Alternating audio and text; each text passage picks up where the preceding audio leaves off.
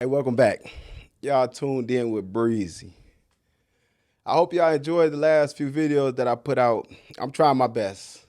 It's gonna get better. That's my guarantee to y'all. As long as y'all support me and let me know what other conversations y'all want to hear about. Because I'm here to give my perspectives on things that I care about or things that I'm interested in. Right. So while doing a little digging on a particular topic, I ran into an interesting lady by the name of Charley Knox. Charley Knox is a very special person. And I think it will serve you guys great to understand who she is. Now, I want to start off with where her passion and commitment come from. Her passion and commitment is fueled by her belief and the desire to use sport as a vehicle of change in the community to help support gender equality, social justice, and celebrate diversity. Now, I know I skipped some parts just to let you guys wonder, because I think that makes the conversation more interesting. And let's just think about this right here, right? We have a lady named Charley Knox. Her passion and commitment is fueled by her belief and desire to use sport as a vehicle of change in the community. You have to ask yourself the question, what type of person will use sports to push an agenda on gender equality? Because we all know that when it comes to gender equality, it's not about equality of the oppressed, because I think if you're in the United States, you understand that these people run stuff. This group run things like the actual group LBGTQ. I think they threw in like two more letters that I saw while looking at up this lady. They run stuff. If they were ever an oppressed community, they're far from that right now. So it's no reason for them to still operate as an oppressed community unless they're being manipulative or deceiving. And that's the only way I can see where someone would who actually is in a position of power. When we speak of sports, just think about it. Sports usually start at a young age. You usually start your kids off in sports about 7, 8, 9, to teach them how to work as a team, teach them how to work hard for what they deserve and, mentally focus, work with a team, all those different things and much more. But it starts as a child in the area athletes. So using sports as a vehicle would reach down into youth sports because they didn't say adult sports exclusively since we're talking about sex. I think is predatory behavior. Okay. Charley Knox. She is a singer. I checked out her song, but I couldn't listen to it for too long. I would just keep it all the way real with y'all because I'm an artist and I like all different type of genres, but that just wasn't it. And hey, she might be good to somebody, but not for me. So I couldn't really listen to hear what she pushing an agenda in her music. But I will be reading lyrics later. I might even make a video of it if it's something there important that I think y'all should hear. But most importantly, she's the president of business for the Minnesota Lynx. And she's been in that position for 15 years. She's been in the WNBA for a total number of 20 years. I'll tell y'all why that's interesting later on. Just stay tuned. Just don't go nowhere. Stay tuned. Wait on it. That's an interesting point. I know some of y'all probably done went and looked up this lady name and see the connection, but hold fast, right? Go through the story with me. Let's go through the roller coaster because they going to have to learn how we operate around here. It's smart people that watch me and they going to go do their own research. We ain't taking nothing at face value just because I'm saying it. Go fact check it. And if I'm wrong, let me know because I'm man enough to admit when I'm wrong, right? Because all I want to do is be better, and I hope all you do too.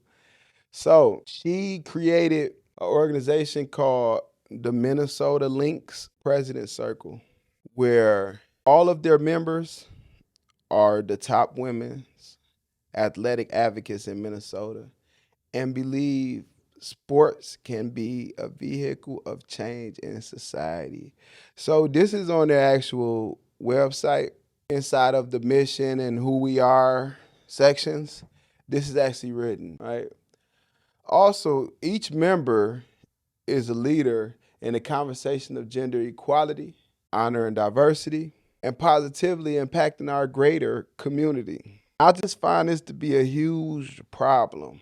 The problem lies where positively impacting our greater community. Now, let me put you guys in this example. Let's just say, since we're talking about the WNBA, you have this team over here, Team A. We're going to call it Team A. Then we have Team B. They are set to go against each other right now. A positive impact for Team A in this matchup would be a negative impact for Team B. And that's the simplest way. I'm not going to say that's the simplest way. I can make it even simpler than that. But like I said, we're talking about the WNBA, so we use two teams. Understanding that the mission of this organization and Charley Knox's personal mission is gender equality, honor and diversity, and positively impacting our greater community using sport as a vehicle, we understand that this seems to be an attack on the heterosexual community. Because just the term greater community, I would have to guess that that's code word for the heterosexual community. Now me, I'm a part of that community. I can say I'm a part of it. Yeah, call me what you want. I can be the worst guy in the world. I could be doing things all wrong, but hey, I'm here and I love it. Now, I don't agree with how the LGBT community and the feminist community is pushing their sexual presence on those who would rather not see it. Because with me, it's not a problem, right? I don't walk around and say, hey, I'm a heterosexual. That's not how I identify. I'm a man. When you see me, you don't have to guess that. So I really don't have to say it. My thing is, this agenda is being pushed in grade school, junior high school, in high school. Now we're speaking on sex, because this is a sexual preference that we're speaking on. We're speaking on sex with children. That's where I draw the line at. That's where my problem lies at. Because why do you want to attack the greater community's children? Why do you want them to have the option to be a part of you guys' community or my community when my child is a part of my community and that's where I want my child to be? Am I in a position to choose what community my child belongs in? Because when speaking on community in the area of a neighborhood, if I don't like the neighborhood I stay in, I don't think it's positive for my kid, I should move to one that will put my child around peers and resources that will produce the outcome that I want for my child. So if we're over here minding our business in our community, why do you guys have the want to come and interrupt this over here by force at that? We didn't ask for y'all. We didn't. And before I ramble on too long in that area, let's bring it way back. Now, why are we talking about Charley Knox? Charley Knox is the wife of Cheryle Reeves. Yes, the Minnesota Lynx head coach. The one who had the little pen and tried to make the issue with Caitlin Clark a racial thing. No, this couple's main agenda is to use sport as a vehicle of change to the greater community. They want to change people over to them, which is the LGBT community.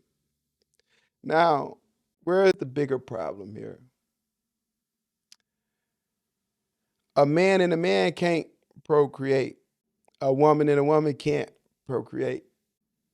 Then, in turn, drops the birth rates. Pushing boys to be something other than young men turns them into something that genetically they wasn't made to be. While I don't knock them, I'm truly speaking of the invasive actions that are being taken by Charley, Knox, and Reeves against my community. That's all I'm speaking on. I'm speaking of for my community. This sound like a war that's being waged against the greater community without our understanding, but it's blanketed over to look like social equality, gender equality. Everybody's equal here. When you have a group, this group is not a racial group, it's not a religious group. This group is a mixture of every race, every religion, every ideal, everything. The connecting piece of this group is that they are not heterosexual. So just understand that and listen to that. The glue of the LBGT is the fact that they are not heterosexual. This is a push of destruction. And it's led by universities because, yes, your doctorate degree holders, mainly women, groups, black feminists, it's this big push. They even have books out that say for women of color, women in the LGBTQ plus community. It's nothing about a man there besides a LGBT man, which you can't even call them that. They can be a tiger, a lion, a bear, a gym shoe, and we're supposed to be okay with it. But these are their books, and that's who are at the center of this push. And this push is one between the LGBT community and the heterosexual community. Because traditionally, the man is the protector and the provider. The heterosexual man becomes enemy number one to these organizations. Get rid of the heterosexual man is what they want, allegedly. But what happens to communities? A community without fathers, protectors, men, and I speak on manly men, is one that will be subject to all type of attacks and violence and destruction. Agreeing to destruction in the name of social justice is evil. I said it and I mean it. It's evil. Charley, Knox, Reeve, I'm not done with y'all. At the end of the day, y'all gonna have to respond to me because I'm only gonna get better and I'm only gonna dig more and more and more and more, and I'm just gonna talk about it. I have made it my agenda to expose who you are and your evil intentions. Now, I understand that people like me, who I would consider the good guy, will be demonized. And hey, I've been demonized my whole life, so don't think I'm scared of that. So play your media games. We will benefit from it. But I'm coming for y'all. And y'all not really that powerful because if the WNBA not really making no money, haven't been making no money, because you have the people who are over business inside of these businesses, which are teams within the WNBA, are using the sport as simply a tool to push their agenda, not a tool to bring the WNBA money. Then the WNBA is backing Caitlyn, and you guys are opposing that. What can I assume? I can assume that there's a disagreement between the WNBA and a lot of these WNBA teams. And I'm going to make an assumption that it's probably the reason why the WNBA didn't make no money. So in the near future, I can see either WNBA ending because of its constituents or teams removing themselves, which allow for the WNBA to be great. I'm about the bottom line. Every business that y'all insert yourself in fails.